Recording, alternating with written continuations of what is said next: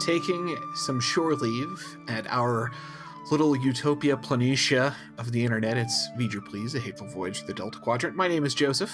And I'm your Horgana, Peter. And that's the rise of sex pot, right? Horgon? Horgon. Yes. Yeah. You are my I am ready to fuck indicator, Peter. Clearly, that is what you've been through my whole life. Mm-hmm. And this is not a review of a Voyager episode. This is our patent end of season reviews. This is season 5. Rest in peace. It is now in the rear view mirror. So we're going to go through some of our thoughts on the season, hand out some of our patent end of season awards, including some favorites, as well as some that we got from our viewers and the V'ger Please Trauma Support Group. So we appreciate everybody that chimed in there this week to give us some ideas and things to think about. Before we get into that, though, Peter, this is season 5. This is deep in the run. This is Voyager at its, entering its full maturity creatively. What did you think? It's a lot to process, and this is a crazy time to have to process it. This week, we are going through a major certification audit at my work, so it's like all hands on deck, all cylinders firing, busy. And there I am today with my printout of best episode, worst episode, and all the other criteria we have in my Voyager journal while we're on this big video conference call, like trying to remember what you're trying to handle real business while you're also having to do your job, which, it's inconvenient. Yeah, mixing business with pleasure. And season 5 is expansive. These are some long fucking seasons. We've talked about this a lot. I want to go on record again as saying I do not fault any Star Trek actor for not remembering what happened in season 4, episode 6, or even, season 5, episode 22. Like, I can barely remember anything out of season 5 until I sit down with my notebook, and even then I'm reading through my notes like, what the fuck am I talking about? There's a lot of information on the board, and it's just overwhelming. I took the time to even just kind of like review some of the episodes. I didn't necessarily watch every single one again, but yeah, it's when you're talking about 26 installments in a single season, we've said it before, we live in an entirely different era of television. Peak TV has gotten over this whole season order business. It's like 10 to 12 episodes, sometimes somewhere like 6 or 8 in a season. The production's just much more high budget, but less output, which ultimately was the correct call for the medium.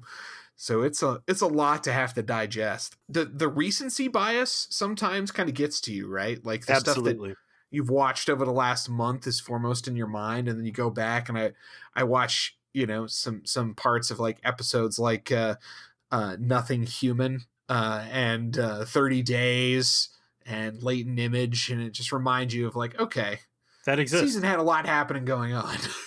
Is it the right choice in format? Yeah, you can get some really epic TV when everything is a super concise, well-crafted script over 8 episodes. But I think, the other side of the coin is you pull off 25, you're pushing almost 30 episodes in a season. You can do a lot more. There's a much different feel. Not everybody is a badass or a ultra distilled consolidated character. People have the freedom to have good episodes and bad episodes, and characters can be stars one moment and duds another. And I think it does a lot more to build a lived-in universe when you have that kind of screen time for each character in the cast. Except for Neelix. He was practically a supporting character this whole fucking season. Shame. I went back through just to make sure that it wasn't crazy to think that. And there's exactly 2 episodes where you could say he's a featured character. Joe, I been eating crazy pills where somehow we started this 2 years ago now? Almost 3, my friend. Almost 3 years ago, and I would have bet my left arm that Kes was going to be the worst thing about the show. followed by Neelix. And Neelix had a terrible start. It took Neelix a while before that character got warm. And now, like, he's one of my favorites. And I'm genuinely sad that he has been shoved into the left field for season 5. It was really just Once Upon a Time, and then just at near the end, Juggernaut. And that was really more Torres' episode where he was second fiddle. That's it. That was it for him for the whole season. And meanwhile, 7 of 9 is a featured character in probably, every other episode? And we'll get into that in the best and the worst characters, but I will say that Bran and company found their footing on that character and used her correctly. And all you had to do to use Jerry Ryan correctly is not make every single episode in the season be about, I want to be a real girl, or maybe I don't. And also allow her to be an actor rather than TNA on screen. That was the other big revelation, I think, this season, is that they used her more effectively for her talents rather than for her appearance. Which is interesting because Jerry Taylor was out, and I would have thought that the female, producer would have flipped the script on that one. But overall, Branaugh's touch is certainly felt throughout this entire this season. We talked about it all the way back in episode 1, which was Night. This is a comparatively extremely dark and psychologically heavy season. The running commentary through the entirety of season 5 out of you is it's each cast member's turn in the barrel, with everybody having, their bad day, their bad week, their bad quarter, whatever. And how does this person deal with it? Where does it reach into their character history? And, what condition does it leave them on moving forward? And it felt good. I would say season 4 had some real strong points, and Voyager was hitting a good stride. This plays off of characters and the concepts in a different way, but a good way, without, making season 4 look bad or season 5 stick out like a sore thumb. It's just a different viewpoint, which also works. I found that as I reviewed season 5, I felt like its floors were much higher, which is to say the low points were nothing compared to some of the stuff that we had to deal with in the past. But its ceiling, it probably has the best episode we've watched. It may have the best episode of Voyager in it. But aside from that, it was okay. There was a lot of B- in season 5, in my opinion. You get a lot of things like In the Flesh, which, was the episode where Chakotay visits the Space Mewtwo's, secret training base. You get a lot of, Latent Image or Gravity, the one where Paris and Tuvok are stuck with Tank Girl. Those aren't bad episodes, but they were fine. They were a little bit better than fine. I will definitely take the show not kind of being in the ruts that it was on early on in seasons 2 and 3, where it would be just week after week of just kid kicked in the balls. That not being on the table is great, and if it permits the occasional brilliance, I think that's good enough for me. Season 5 replaced the Hallmark Channel elements with legit sci-fi. And I think that's really what Bran brought to the table for this. In addition to some of the darker, personal, reflective moments, was a lot more of that classic fringe sci-fi. And I agree, there was a lot more mediocrity in there, but I'll take it. That's what I'm here for. Well, it lost all that hallmarkness and then concentrated it into a single episode. Kind of like a sort of Sin Eater situation where just compressed it all into 11:59 until it actually became a Hallmark movie. I was looking at my list of awards. I was like, how do we not just have a WTF award? Because 11:59 would have won that hands down. Maybe we'll put a WTF award in for season 6, Rip. Let us begin our handing out of awards. Let's start with our best episodes of the season, which I thought this was going to be easy, but the third spot for me was actually a little difficult. I had to really think about my choices. How about you? Was it easy for you? Oh yeah, absolutely. What'd you end up picking? Timeless, baby. That's your number one. That's easy. Timeless. Again, I'm sorry, I was in the middle of this major audit. I forgot we were doing top three. All of my bad picks, I had to have like multiple entries. Most of the stuff where I'm given like good awards, it's a clear winner for me. But yeah, Timeless stuff like Bride Love Chaotica was fun, but I wouldn't say it was like, it was fun conceptually, and there was some really neat stuff in there, but it wasn't like, just nothing had anything on Timeless as far as I go. Like it covered all the bases. Awesome concept sci-fi, great what if. It was not a bottle episode. You got strong performances out of everybody involved. The CGI looked great. The stakes were high. You had awesome guest stars. It just fucking killed it. Yeah, I mean, there's no doubt that Timeless is number one. I mean, it literally redeemed LeVar Burton from some of the worst episodes that he is responsible for directing in one fell swoop. And everything you just said was absolutely correct. I mean, it made Harry Kim cool. And it takes a special episode to get there. Yeah. But so number two, because my number two is Bride of Chaotica. I don't know where if you put that in your top three, if that's your second spot. I only picked one, so I like I said, I assumed that Bride of Chaotica was going to be yours. Like there was a lot of hype for you going into it, and I would say it lived up to a lot of it. What's your three spot on there? So I really thought hard about what I thought.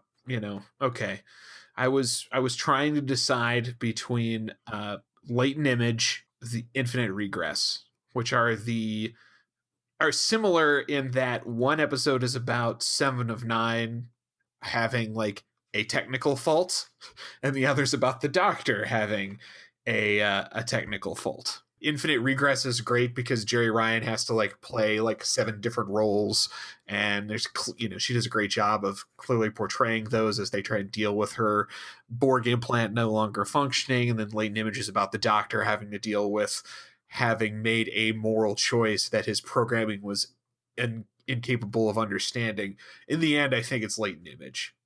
Robert Picardo has to find a very unique line in his performance of I am this computer program that is essentially emerging into a kind of sentience that is being portrayed through this conflict I'm having about made a choice not to save this person and save this person instead. And I think there's nuance in that often isn't part of network television Star Trek stuff. Like we've gotten kind of used to a lot of the B- episodes where it's just what's in front of you is what's going on, and there's not a lot of depth to it. That episode had a ton of depth to it, and in the end, I thought that was a good number 3. Special shout out in Latent Image to Catherine Janeway's character development as well. Like it's really a Doctor focused episode, but Janeway is forced to make some very large growths as well, and she goes through both of them end up going through growing pains.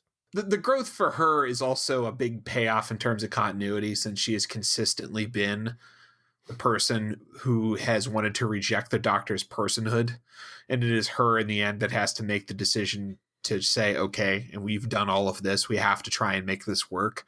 It's the only correct moral thing to do. So yeah, it's a good one. Bottom 3. Did you pick 3 for this? Did you have 3 on deck? Well, here's what I did, Joe.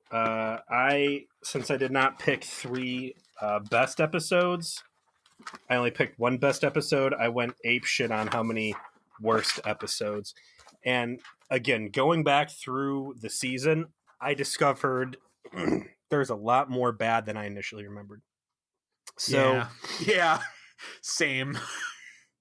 We've got stuff in there like 11:59, which is fucking terrible. And to clarify, it's not bad TV. It's not bad acting. It's not a bad story. It's just not Star Trek. It's not sci-fi. It's not Voyager. And it's nothing that I would have ever sat through had it not been an episode of Voyager. So it had no business being in the lineup. And for that reason, it sucked. But there were some legit bad scripts with legit bad Star Trek moments. And that's going to go in no particular order. Someone to Watch Over Me, which I shit on vigorously. I know you like. I'm not a fan of My Fair Lady. I get it. Or She's All That, apparently. The Flight, aka The Fight, which was the Chakotay boxing fetish episode. Oh, where he utilizes his supernatural dream powers yet again, because he's an Indian. I'd initially had Gravity on there, which was the Tom Paris as an ultra bitch and Tank Girl ruins the day. But I dropped that off because I had managed to mentally block the existence of Drone. Yes! Which was just such a fucking war crime that... We recorded that so long ago. It was like March, right? And everything since March of 2020 has felt like it was 5 years ago. I also rewatched that one. It's like, was this one as bad as... Oh my God, it really was. Nothing good I can say about that in my notes. Like, Janeway is super Swiss cheese all over the place with her rationale. That dude's outfit looked like, I believe, like a Ninja Turtle with a stick up his ass. They destroy a Borg tactical sphere. Like, it's just, everything's... It felt like fan fiction in the worst way. I largely agree. I would like to ask you 2 questions. One, if you had to pick which one was worst, which one would it be? Is 11:59, despite it not being as qualitatively bad as some of other things, still the worst because it's just not Star Trek? Upon reflection. 11:59's bad for me personally, but in comparison to Someone to Watch Over Me, which was bad fan fiction, and Drone, which is really, really bad fan fiction, I'd bump 11:59. I think Drone's probably the real stinker of the season. That's going to get my top pick for worst. I obviously am not going to list Someone to Watch Over Me as one of my bottom episodes because I'm a man of culture who appreciates musical theater, and I'm sorry that you don't. That's okay. I forgive you. But 11:59, agreed. Drone, agreed. My next bottom one is Dark Frontier. Remember that? Remember the jabroni circus of Dark Frontier where Voyager now gets to clown on the entire Borg collective with the Delta Flyer? Do you? Because that happened. It was an hour and a half long, and we'll never have that time back. You know, Dark Frontier has this redemption thread in it. And I know it's silly to cut it so much slack for, but their flashbacks to the Hansons on the Raven, the ability for the production crew to so accurately reproduce TNG season 1 aesthetics was just amazing to me, and saved it from being on the worst list. Like, there's some real war crime shit that goes on in there, and there's certainly a lot in that episode that's a strong contender for my weakest shit award. But as a whole, I didn't feel like it was punishing me by watching it. It would be my last of the bottom 3, but everything to do with the Borg storyline itself within those episodes was so bad. Like, why is the Borg Queen doing this? What is the explanation for all of the... There is none. It's just terrible. She just gets clowned for no reason. It makes the problem they already had with the Borg, i.e., making them not as much of a threat anymore, and just amplified it to the nth degree. Speak of the devil, I'd like to go into the worst character of the season award, Joe, and I want to play right off of that because for a while I really wanted to give that to B'Elanna, who seems like she's just in this real crazy ultra bitch mode, inexcusably for the majority of the season. But at the end of the day, the worst character of season 5 for me was the Borg Queen.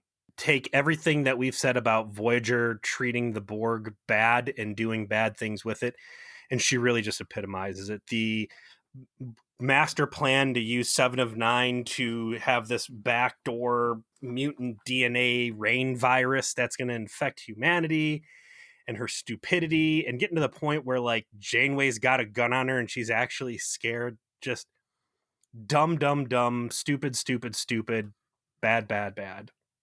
Worst This is character. this is a V'ger Please first. I don't think either of us have ever picked a supporting character or one off as the worst character of the entire season. I mean, granted, this is a valid choice. This is some valid reasoning. Like the damage done here is very real. Special But runner-up was Tank Girl for what she did to my ears. I felt like the worst character of the season was actually somewhat difficult to figure out.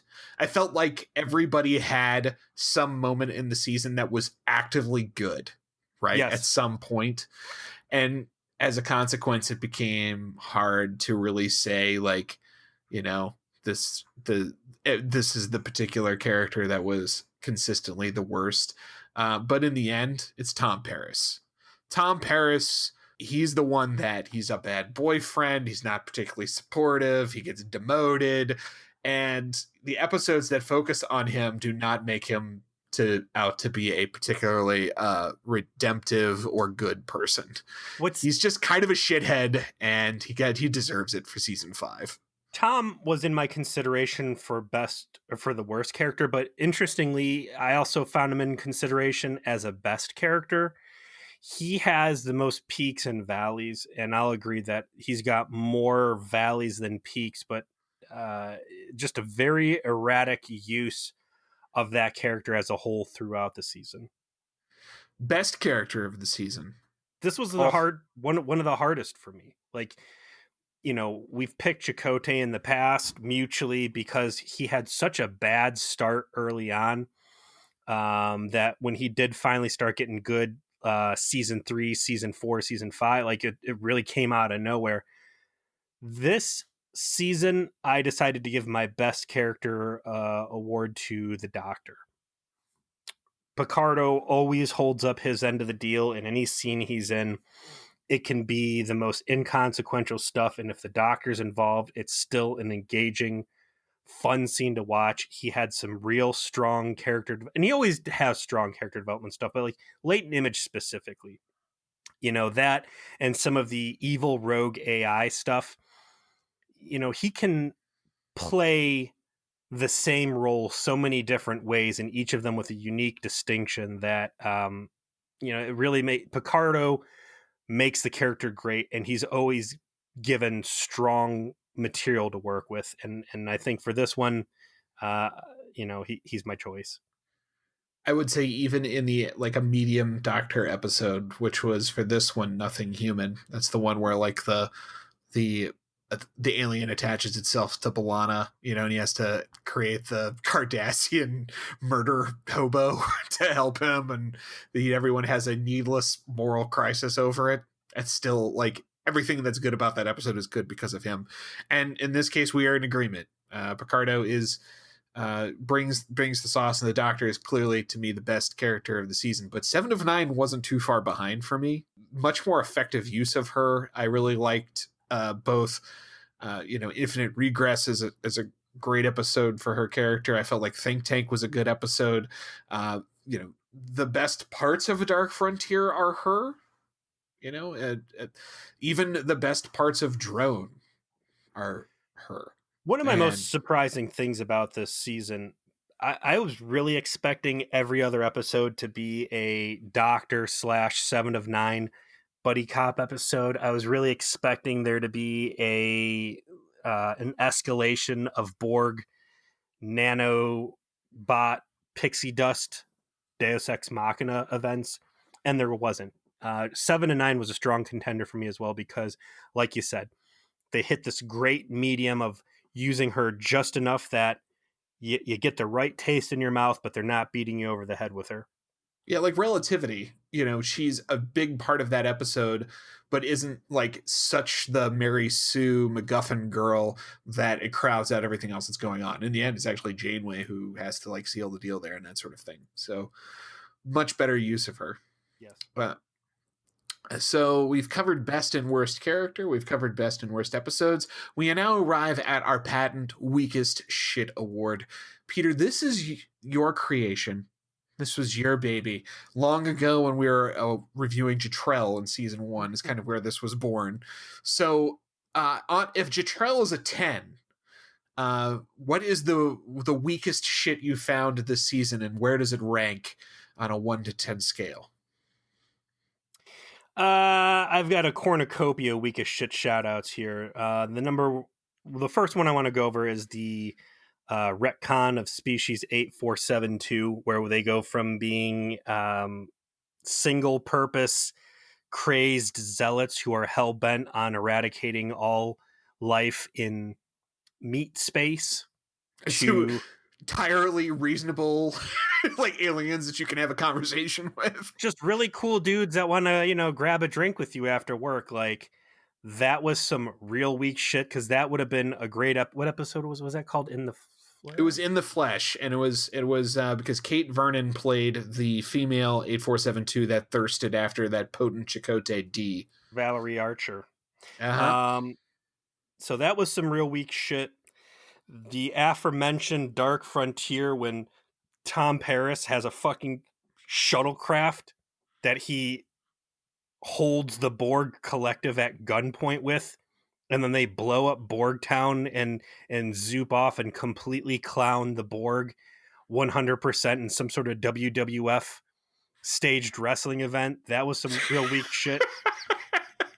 Also, another strong weakest shit contender out of Dark Frontier was the absolute botch in the way they handled Seven of Nine's parents to parade her dad out and then do nothing with it. Nothing. Infuriating. You could have had such a great moment, and instead he's just there like a dickhead with some crap on his face, and they just scoot right by it. Like, whoever wrote that should have had their fucking like their Hollywood guild card stripped from them and thrown in the fire. That was weak shit. But I think my main weakest shit award will go to the mention of the Vidians and the curing of the phage in Think Tank, which I've already ranted for about 45 minutes, the implications of what happened there. That was seriously most of our talking in that episode. Like, we reviewed Think Tank for like 54 minutes, and I'd say at least half of that was us saying what the fuck about that moment. It would be like if I did there was an episode of Seinfeld, to stick with the Jason thread there, and they had a winter glove, and you could put it on, and anything you would touch would turn into 24 karat gold, and they just completely failed to realize the importance of this object they're just tossing around there. Like, infuriating, weak as shit. Now, it's on the 10-point scale of Jetrel and the nuclear holocaust that the Talaxians are eternally caught in.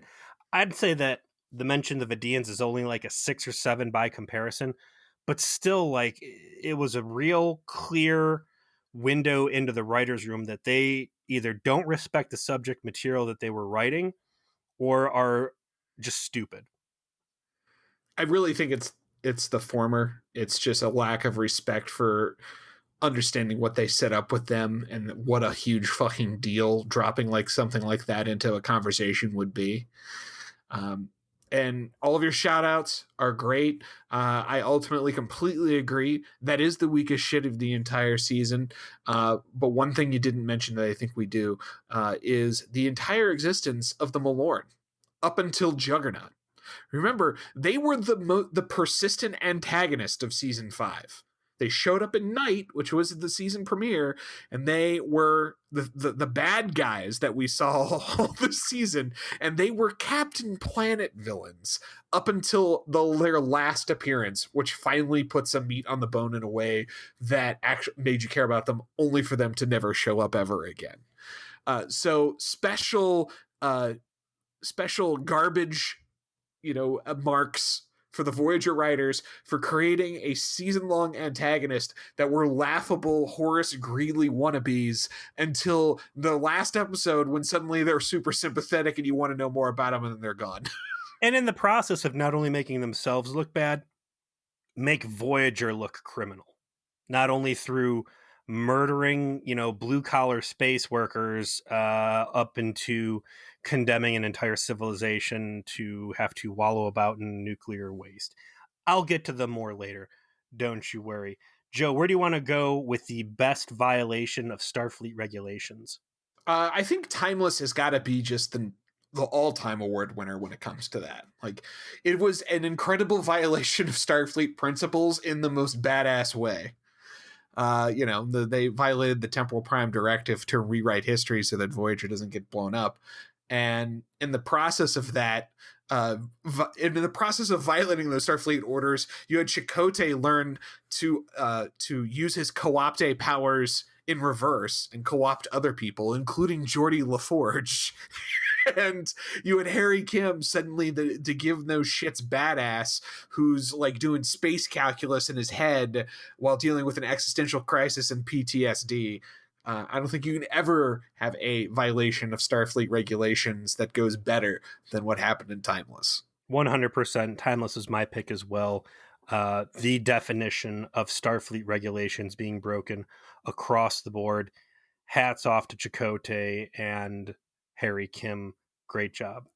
I guess like your runner-up award would be the UHEC Helltech engine on the Equinox.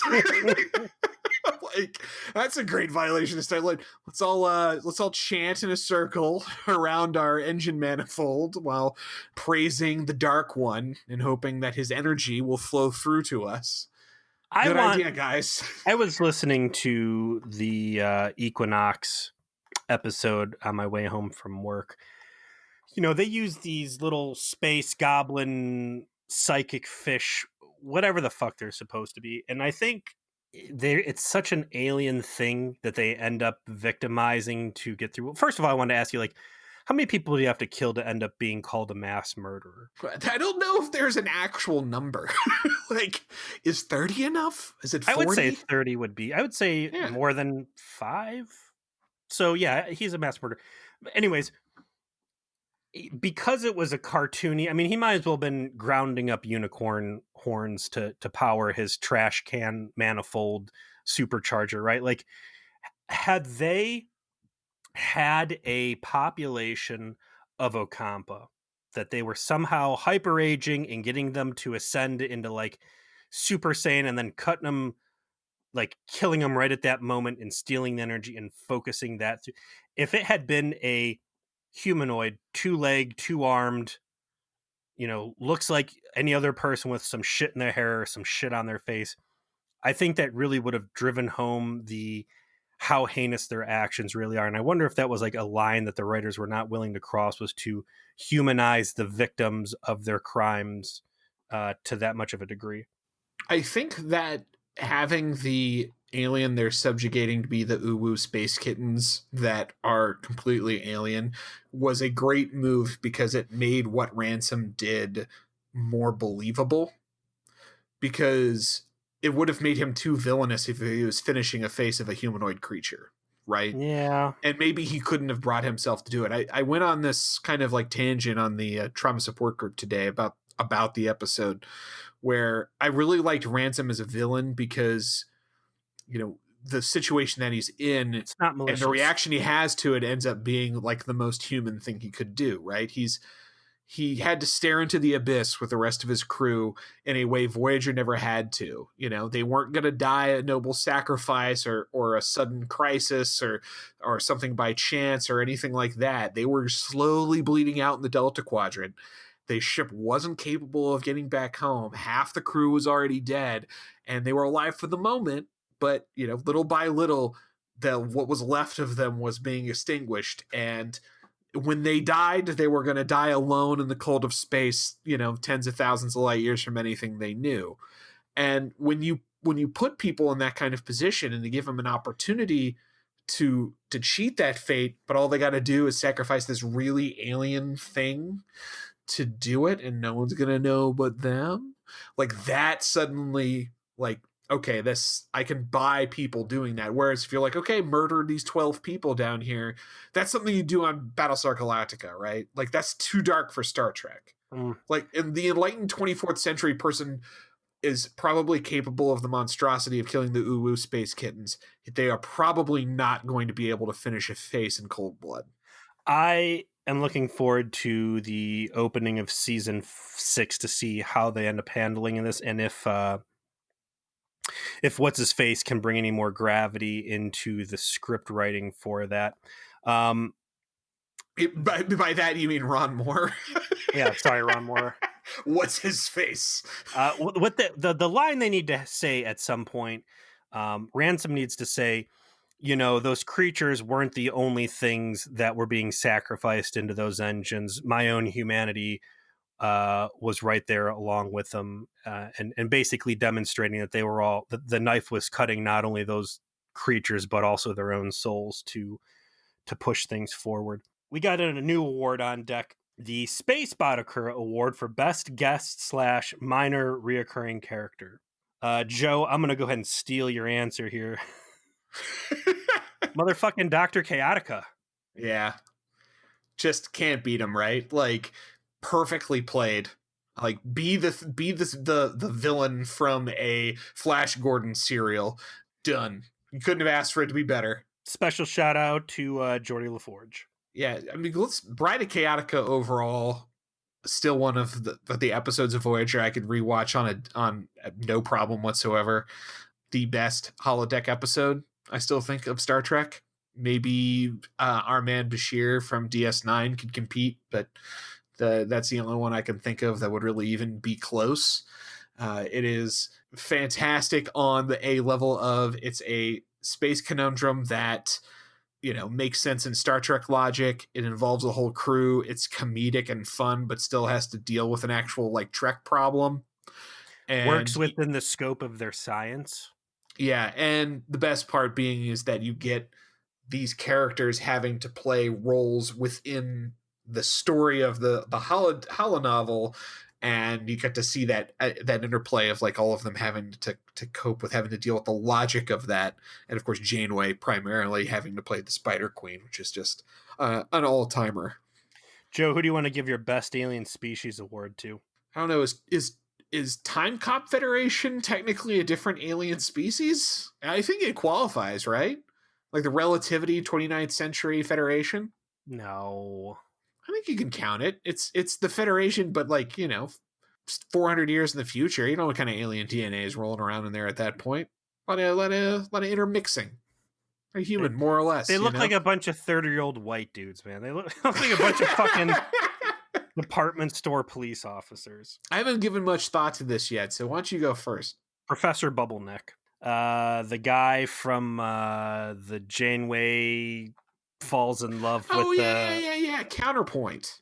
Season 5 is full of great one-off aliens, which I'm going to lump all under the same umbrella. You got Professor Bubbleneck. You've got the dude from Warhead, the blue guy with the snappy coat. You've got these really visually interesting aliens with their own little physical quirks and personality quirks that are just dudes living in the Delta Quadrant. They're not trying to maraud. They're not trying to rape and pillage. They're just trying to do a little business and be their own person. And Voyager has interesting and fun interactions with them, and it just fleshes things out very well. I'm going to go with the Captain Ahab alien from Bliss for mine. And he kind of, his design wasn't necessarily as cool as the professor from Counterpoint, who I do think may be the best design alien we've seen. And he was literally in one fucking scene, kind of a total waste, but very cool. But Morgan Shepard played the Captain Ahab alien in that episode. And I felt like the idea of this old vengeful dude trying to hunt a malignant space entity that sucked in his family, and he's got this like cold vengeance. I like that whole concept of that guy being out there, and he just played it to like the nth degree. He was a stereotype the whole way, and he just played it straight. Worked good. Here's a new sexy one. Your award for the most gratuitous TNA camera angles. Can we expand this one? Because obviously it's a 2-horse race for the first time, which is, exciting in its own right. But if we expand this concept to, instead of gratuitous TNA angles, to most sexual potency of the season, suddenly Chakotay becomes a player. And that's a more interesting discussion. Do you accept this? I'm locked into my answer already, but if you want to breathe some life into this concept, go ahead. So, if, focusing entirely on the male gaze of the camera, it went from solely 7 of 9 to a suddenly buff thanks to doing all of the push-ups in 1998/1999. Good job, Roxanne Dawson, Belana Torres. However, I think that gaze still just absolutely dominates in terms of Jerry. Jerry Ryan is an all-time hottie. There's no escaping it. Every time she's on screen, she can just be standing there in that skin tight catsuit. Doesn't matter, right? Just looks like $1 million. Whereas Belana can have a scene, and doing her engineering thing or whatever, and she's not immediately looks like she's a sexual object. They have to actually try to put her into that position. So over the course of the whole season, I think that there is more incidents of that clearly for 7 of 9 than there is for Belana. But when it comes down to downright sexual potency, Chakotay has it in the bag. There are 2 episodes where his, the upchuck power of the Chakotay D is critical story function that saves Voyager. Like twice in the same season, both in the flesh and timeless. Because remember, his co-opting of his girlfriend is what gives them the support staff they need to pull off their time heist. Yeah, and to Beltran's credit, it's not like he's reading words on the script and we're just forced to believe it because, that's what the story says. Like, Beltran fucks. No two ways around it. And when he's like co-opting these ladies and pouring the sex on, you're like, yeah, this is fucking legit, man. Especially in the flesh, right? Like, yeah, like all that flirting with Valerie Archer, like, yeah, this is a man with a natural charm. Was very real. Season 5 Chakotay makes you look back on Little House on the Prairie episode where he gets caught. Janeway's got brain damage. If she's shooting down Chakotay, there's something wrong with her head. My most gratuitous TNA camera angle, I was going to give the award to that scene where 7 of 9 and Belana Torres go crawling through the Jeffries tube like sexy kitty cats. Oh, while talking about having an open relationship, like a maximum degree. Yeah. But on deeper consideration during my research this afternoon, the most gratuitous TNA camera award goes to In the Flesh, Valerie Archer's silhouette raging hard-on shot where she's changing into something more comfortable and you can see her backlit image on some curtain and she's got a rock hard baby arm swinging between her legs. It's burned into my brain, mostly because you shared it on the trauma support group to make sure we didn't miss it. Yeah. I will say runner-up award to Belana's needless in the sonic shower shot at the end of Juggernauts. Yeah. Another strong contender for WTF. Like, this is only here because you just wanted to do it. That's the only reason. You guys put special effects budget into this completely superfluous thing. Ridiculous. Best Peter mispronounces a name and it latches on, so Joe always says it wrong too. Can it be anything other than the Malorn, who should be? Brandon Braga.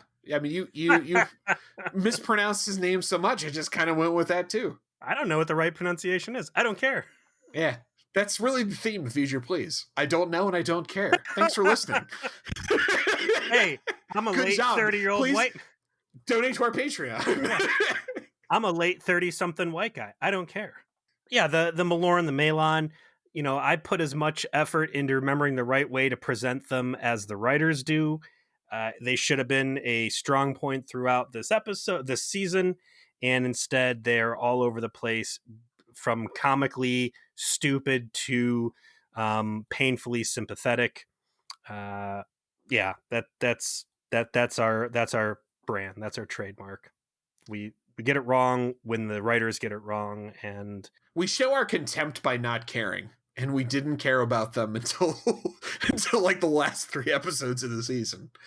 yeah. The Janeway has blood on her hands for meddling in the business of people and then leaving without caring about the horrible consequences award. This is a good one. We needed this one like 2 seasons ago.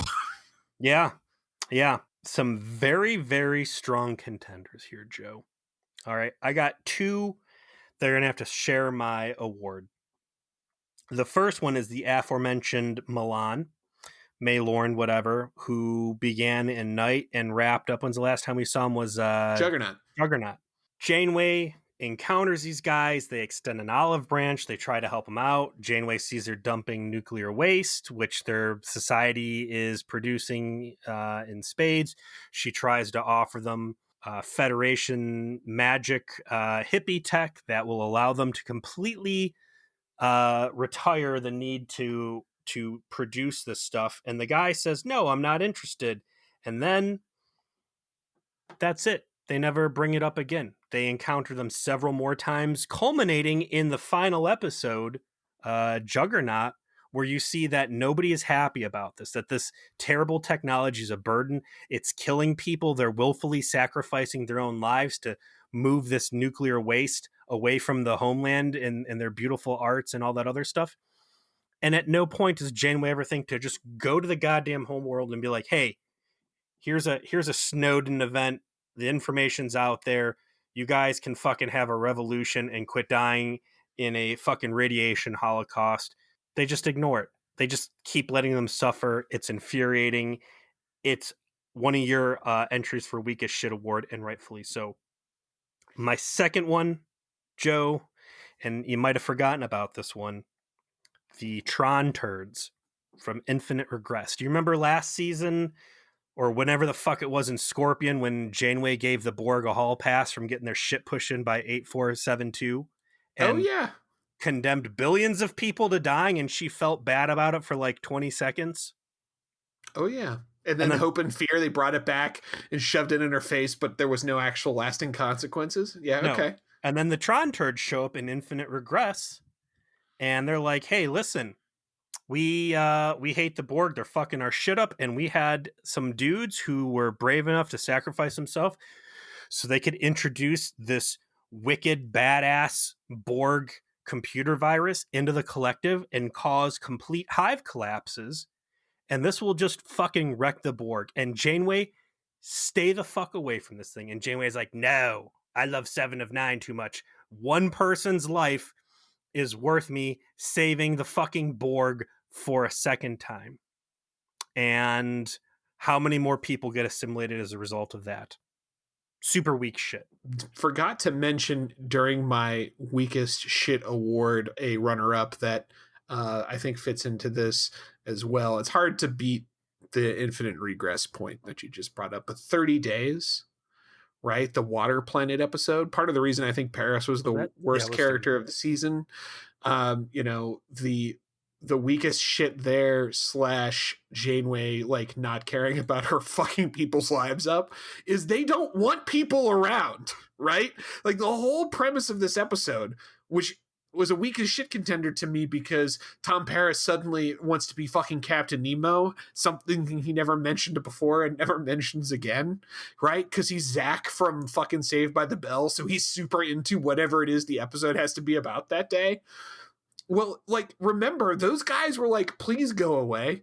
Like, we don't want people around. We have a really weird planet here. We're always very suspicious about other people. And Janeway is just like, keeps trying to butt in and be part of their shit despite their resistance over and over and over blowing again. their stuff up as they're like shooting rockets. I'm like, "No, we just want to help. We come in peace."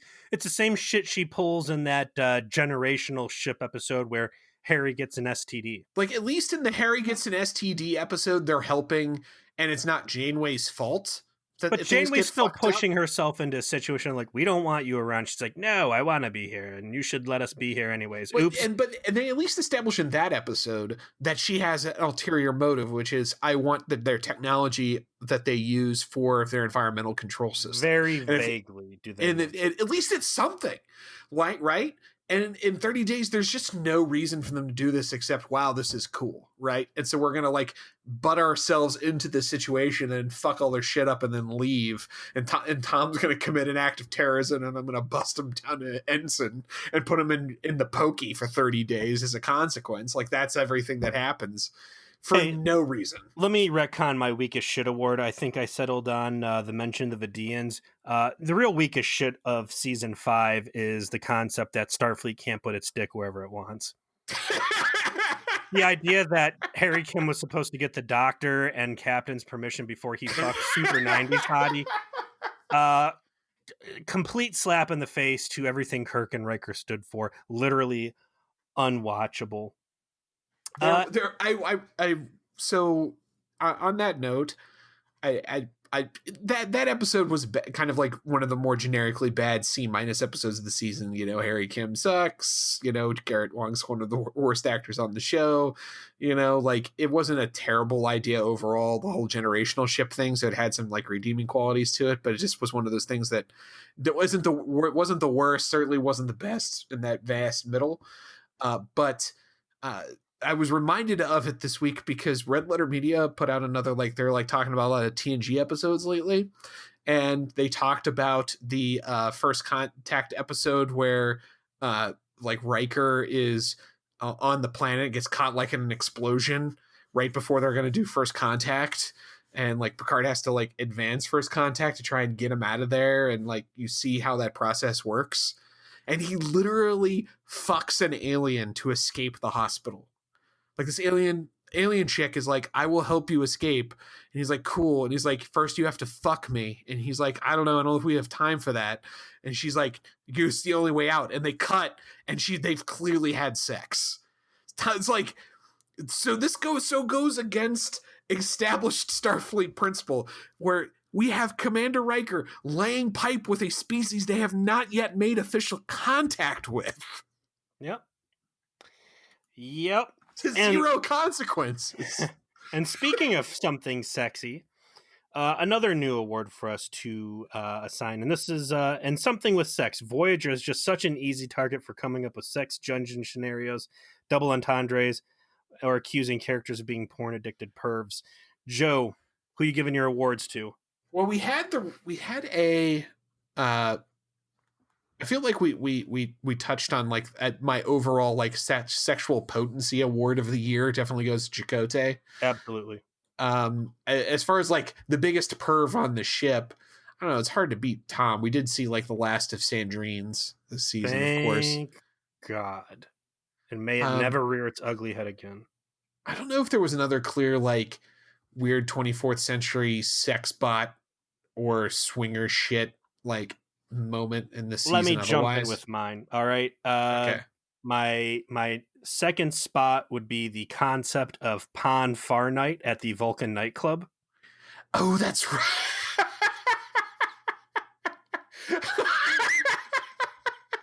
Oh God, it's rape and murder night at the club. What? Don't go. That's, if 1159 was like Star Trek trying its hand at some family TBS bullshit, like that was Pon Far Night at the Vulcan nightclub would be like an erotic thriller. Erotic thriller would be Saw with a lot of really nasty sex scenes in it. Some MMA components. My actual award for And Something with Sex, and this was a strong contender I actually had for the most gratuitous TNA camera angle. Ultimately, it's not going to compete with the silhouette of Valerie Archer's huge throbbing dick, but man, could it get any more on-screen sexy than that scene out of Relativity of Utopia Planitia shipyards? Those Excelsiors, the soft curves of those Galaxy class, Akira's fresh off the line. If Yeah, that's Kira's not just nerd porn, emerging from their docks, just blossoming into space. Yes. over and over, in and out, in and out. Oof. Sploosh. Yeah, that was erotic. I agree. That was erotic. Oof. I got 2 add-on awards here. I want to run you through real quick, Joe. Your best camera trick. This is an honest award. I've noticed a lot of really bold camera work been going on lately. So my vote for the best camera trick came out of the opener night as Chakotay's got all that stress on him that Janeway's been locked away in her cabin going crazy. Yeah, the And tracking shot, right? tracking shot out of the briefing room into the bridge. Really cool, establishes geography of the layout at deck 1 and just some unprecedented camera work. I think that the fact that they did that shot sticks out in my mind so much because it was so unique to Trek. Like they have such a defined house style that breaking out of it to do something super dynamic like that just added so much to that scene in a way where what really fucking sucks is that they don't get the memo that they need to do more of that. Yeah. That wasn't hard. It wasn't really hard to do a 10-second tracking shot where you kept the camera on Chakotay and allow that weight to sort of be on him visually in a way to tell that part of the story. And also, by the way, inform you of where the goddamn meeting room is relative to the bridge, which you never really knew before. That was just so cool. And yet it's probably like from the first episode of the season and the best camera shot, maybe the whole damn show. Yeah. You know, aside from maybe some stuff that Frakes did when they did that first episode with Barclay and the doctor going crazy. I want to say it was in season 2, forget the name of it, but like there was a lot of unique camera work to like emphasize the trauma that the doctor was going through there that might still be better, but that tracking shot was great. Hard to think of something that's better than that, but I do think that the overall Bride of Chaotica stuff, the sets, like shooting it like it's a serial, they did that very effectively, real wide, right? Everything is shot real wide in those times, not a lot of close-ups because moving the cameras was really difficult because they were so large and bulky. So if you watch those old things, you end up with these really wide shots instead of a lot of close-ups. And so they kind of tried to mimic that style when they were in that. And then they do the push in, you know? My final award I want you to pick from here, Joe, and this is a very deep well to draw from. So if you need to take a few moments to ponder the body of work, the best active shooter scenario that the Voyager has had to deal with from their own crew. Man, just so many examples of specifically 7 of 9. It's like best 7 of 9 active shooter situation. It's just too cumbersome. When you say active shooter, like who else could it be? We haven't had an active shooter since I think the Chakotay, Milton Bradley, Oregon Trail Ouija board episode way back when. I think my favorite example of 7 of 9 shooting up her own crew was in Bliss, where everybody was under the effect of the space monster and willfully flying in there. And 7's like, well, guess I'm just going to beam into engineering and shoot the joint up again. After she gets her shooting up engineering space rifle that is in her cargo bay, right? Like first she's like, hold on, I gotta go shoot him up. I have a gun specifically for these circumstances. What are all those notches in the stock? Oh, that's how many times I've shot B'Elanna. In event of flimsy reason, break glass. I do think, though, that it's not exactly an active shooter situation, but in terms of workplace violence overall, B'Elanna has 2 exciting entries. One, an extreme risk when she has her personal Cardassian murder simulator, literally a cave where she goes to kill Cardassians on the holodeck that she's trying to hide from her co-workers. Kill or gangbang. I think we've cast enough doubt on the subject of either thing. My shameful hump cave, like shameful hump then murder cave, leaving or nothing. Murder She's then a Klingon. She's half Klingon. Could be both.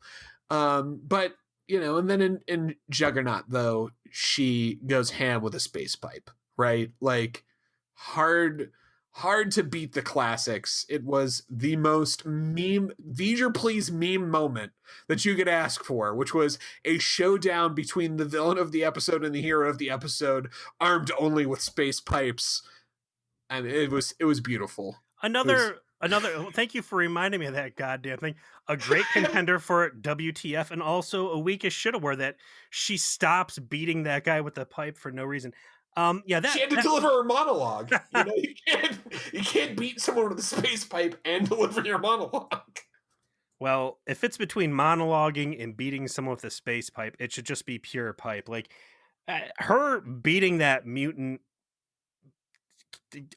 Duke Nukem or Nuke Nukem, whatever the fuck that Captain Planet villain was that she throttled with the pipe.